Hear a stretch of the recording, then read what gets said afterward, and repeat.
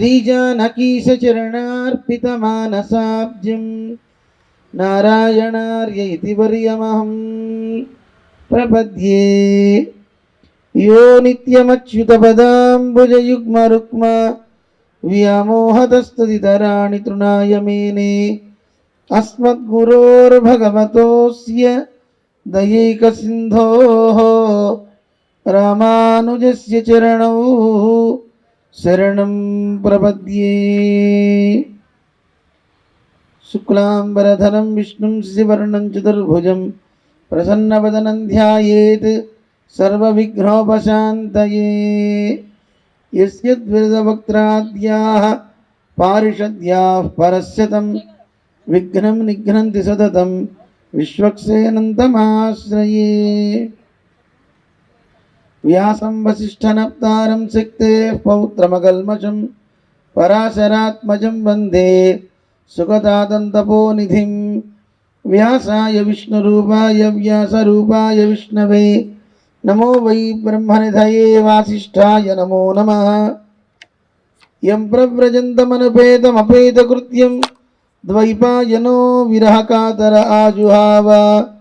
पुत्रेति तन्मयतया तरवोऽभिनेदुः तं सर्वभूतहृदयं मुनिमानतोऽस्मि। नारायणं नमस्कृत्य नरं चैव नरोत्तमं देवीं सरस्वतीं व्यासं ततो जयमुदीरयेत्। అందరం శ్లోకాన్ని చెప్దాం, మేము చెప్తుంటాం, అందరం కలిసి అందాం. పాదౌ యదీయౌ ప్రథమద్వితీయౌ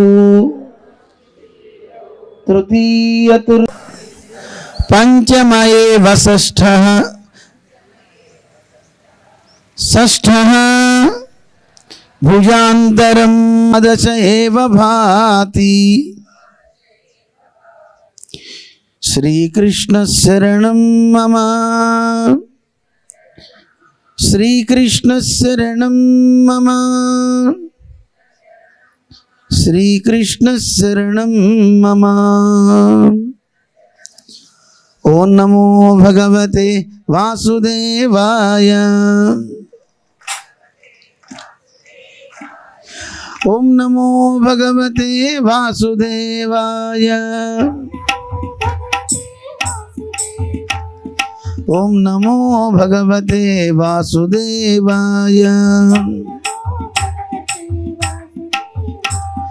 వాసుదేవ వాసుదేవ వాసుదేవాయ. వాసుదేవ వాసుదేవ వాసుదేవాయ. ఓం నమో భగవతే వాసుదేవాయ. ఓం నమో భగవతే వాసుదేవాయ. వాసుదేవ వాసుదేవ వాసుదేవాయ.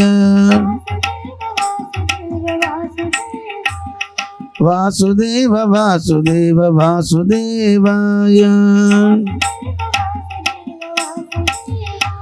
ఓం లక్ష్మీనారాయణ భగవాన్ కీ, सीतारामचंद्र भगवान की, रामानुज स्वामी जी महाराज की, जीयर स्वामी जी महाराज की, समस्त भक्त वृंद की जय श्रीमन्नारायण.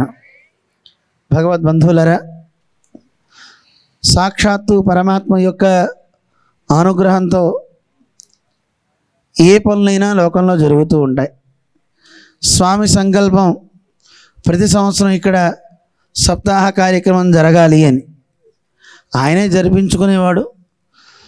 నిమిత్త కారణం తానే అవుతాడు ఎప్పుడు కూడాను. మనందరం అనుకుంటుంటాం ఈ లోకంలో ఏ పని జరగడానికైనా కారణం నేనే అనుకున్నా, నేనే చేస్తున్నా అనే భావాలు మనలో ఎక్కువ ఉంటాయి.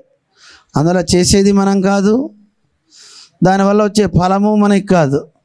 చేయించేవాడు తానే, ఫలభోక్త తానే. ఒకవేళ గనక నేను అని అహంకరిస్తే ఆ బంధాలన్నీ మన చుట్టుకుంటాయి. దానివల్ల వచ్చే సుఖదుఖాలన్నీ మనమే అనుభవించాలి. అందుకే మన ఆగమ గ్రంథాలన్నీ చెప్తూ ఉంటాయి, భగవతో బలేన భగవతో వీర్యేణ భగవత తేజస భగవత కర్మణ భగవత కర్మ కరిష్యామి.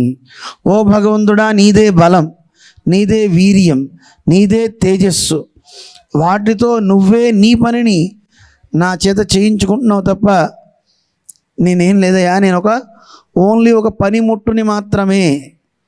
ఇది మనం ఎప్పుడు తలుచుకోవాలి అంటారు. అలా తలుచుకున్నప్పుడు అది మనకి మంచిది. పూర్వం ఉండే మహానుభావులంతా అలా ఉండేవారు. సాక్షాత్తు బ్రహ్మదేవుడు కూడా పరమాత్మను సృజిస్తే ఏం చేయాలి అని కర్తవ్యాన్ని అడిగాడు, సృజించబోయని చెప్పాడు. ఆ సృష్టి చేసిన తర్వాత చాలా ఇబ్బందులు పడ్డాడని మనం నిన్న తెలుసుకున్నాం. ఆఖరికి తన శరీరాన్ని వదిలిపెడితే తన శరీరం 2 ముక్కలైతే ఒకటి స్వయంభవ మనువు, 2 శతరూప అని 2 అయ్యారు. మొట్టమొదటి దంపతులు వాళ్ళిద్దరూ శారీరకంగా మైథునం వల్ల వాళ్ళకి సంతానం కలిగింది. 5 పిల్లలని చెప్పుకున్నాం. వాళ్ళ పేర్లు నిన్న చెప్పాము. 3 ఆడపిల్లలు, 2 మగపిల్లలు. ఆకూతి, ప్రసూతి, దేవహూతి అని 3, ప్రియవ్రతుడు, ఉత్తానపాదుడు అని 2 మగపిల్లలు. వాళ్ళ గురించి మనం తెలుసుకున్నాం. వాళ్ళల్లో విశేషించి ఆకూతి అనే ఆవిడని రుచికి ఇచ్చారు, ప్రసూతిని దక్షుడికి ఇచ్చారు, అలాగే దేవహూతిని కర్దముడికి ఇచ్చారు. కర్దముని సంతానమే 9 మంది ఆడపిల్లలు, 1 మగపిల్లవాడు. ఆ మగపిల్లవాడికే పేరు కపిల మహర్షి అని. జ్ఞానబోధని లోకానికి మొత్తానికి అందించాడు. ఆ 9 మంది ఆడపిల్లల వల్లే లోకంలో విస్తృతమైనటువంటి సంతానం కూడా కలిగింది. చతుర్ముఖ బ్రహ్మ నుంచి 9 మంది పుట్టారు ఋషులు. ఆ 9 మందిని వీళ్ళకిచ్చి వివాహం చేశారు. ఒక్కొక్కరు ఆయన శరీరం నుంచి ఎవరు పుట్టారో ఒకసారి వింటే అయిపోతుంది. నారదుడు స్వామి ఒడి నుంచి పుట్టారు, ఆయన బ్రహ్మచారి. అలాగే స్వామి యొక్క బొటనవేలు నుంచి పుట్టినవాడు దక్షుడు, బ్రహ్మగారి బొటనవేలు నుంచి. ఇక ఆయన ప్రాణం నుంచి పుట్టినవాడు వశిష్ఠుడు. ఆ వశిష్ఠుడికి అరుంధతినిచ్చి వివాహం చేశారు. బ్రహ్మగారి చర్మం నుంచి పుట్టాడు భృగువు అని మహర్షి. ఆయన ఖ్యాతి అనే ఆవిడని వివాహం చేసుకున్నారు. స్వామి చేతుల నుంచి క్రతువు అని ఆయన పుట్టాడు. ఆ క్రతువుకి క్రియ అని ఒక ఆవిడ భారీగా అయింది. క్రతువు అంటే ఒక యజ్ఞం కదండి. యజ్ఞంలో క్రియ ఉంటేనే అది ఫలిస్తుంది. ఎక్కడికెక్కడ మనం చూస్తూ ఉంటే ప్రతిదానికి ఒక లింక్ మనకు కనపడుతూ ఉంటుంది. నా స్వామి యొక్క బ్రహ్మగారి నాభి నుంచి పుట్టినవాడు పులహుడు అని. ఆ పులహుడికి గతి అని భార్య పేరు. అలాగే స్వామి చెవుల నుంచి పులస్త్యుడు అని ఆయన పుట్టాడు. ఆ పులస్త్యుడికి హవిస్సు అని ఒక ఆవిడ నుంచి వివాహం చేశారు. స్వామి ముఖం నుంచి అంటే బ్రహ్మగారి ముఖం నుంచి పుట్టినవాడు అంగిరసుడు అని. ఆ అంగిరసుడికి శ్రద్ధ అని ఆవిడ నుంచి వివాహం చేశారు. బ్రహ్మగారి కళ్ళ నుంచి పుట్టినవాడు అత్రి అనే మహానుభావుడు ఋషి. వీరికి అనసూయ అనే ఆవిడని ఇచ్చారు. ఈ అత్రి అనసూయలకే త్రిమూర్తులు పుట్టారు. దత్తాత్రేయుడు అంటూ ఉంటారు. ఇక్కడ చాలామంది కన్ఫ్యూజ్ అవుతూ ఉంటారు. మహావిష్ణువు దత్తాత్రేయుడిగా ఆవిర్భవించాడు. పరమశివుడు దూర్వాస మహర్షిగా పుట్టాడు. చంద్రుడు బ్రహ్మగారు చంద్రుడిగా పుట్టాడు. ఇది మనకి. అంతేగాని త్రిమూర్తులు 3 తలలుగా పుట్టలేదు. మరి దత్తాత్రేయుడికి 3 తలలు ఏమిటండి అంటే ఋగ్ యజు సామవేదాలు. ఈ 3 వేదాలు 3 శిరస్సులుగా వచ్చాయి అని మనకి భాగవత పురాణం మనకి తెలియజేస్తుంది. అందువల్ల మహావిష్ణువు దత్తాత్రేయుడిగా అత్రి అనసూయలుగా పుట్టాడు. ఇక స్వామి మనస్సు నుంచి పుట్టినవారు మరీచి మహర్షి. ఆ మరీచికి కళ అనే ఆవిడని ఇచ్చి వివాహం చేశారు.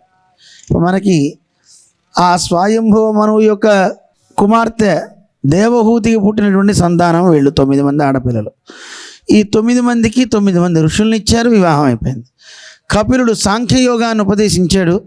ఆయన చక్కగా మహావిష్ణువు సాక్షాత్తు కపిలుడిగా పుట్టారు అని మనకి చెప్తారు. ఇది అయిన తర్వాత నిన్న మనం ప్రసూతి అనే ఆవిడ గురించి కూడా తెలుసుకున్నాం. ప్రసూతి భర్తే దక్షుడని, ఆవిడికి పుట్టినటువంటి సంతానంలో పరమశివుడికి ఇచ్చి వివాహం చేశారు. ఆవిడే నిన్న అగ్నిహోత్రానికి ఆహుతైంది సతీదేవి అని చెప్పుకున్నాం. దక్షుడి యొక్క యజ్ఞాన్ని ధ్వంసం చేశాడు పరమశివుడు. అహంకారానికి మనిషి పోతే వాడు ఎంత పెద్ద పదవిలో ఉన్నా, ఎంతమంది వాడికి అండగా ఉన్నా వాడు వినాశనాన్ని పొందుతాడని చెప్పడానికి దక్షుని యొక్క యజ్ఞమే ఒక ఉదాహరణ. అంటే అంత గొప్పవాడు, ఆయన ఏం లాభం? అందరినీ తృణీకరిస్తూ గర్వంతో ఉండడం వల్ల పదవిచ్చిన బ్రహ్మ కూడా ఆయన్ని కాపాడలా. ఇక ఆయనకి ఉన్నటువంటి సంతానంలో ఆ తర్వాత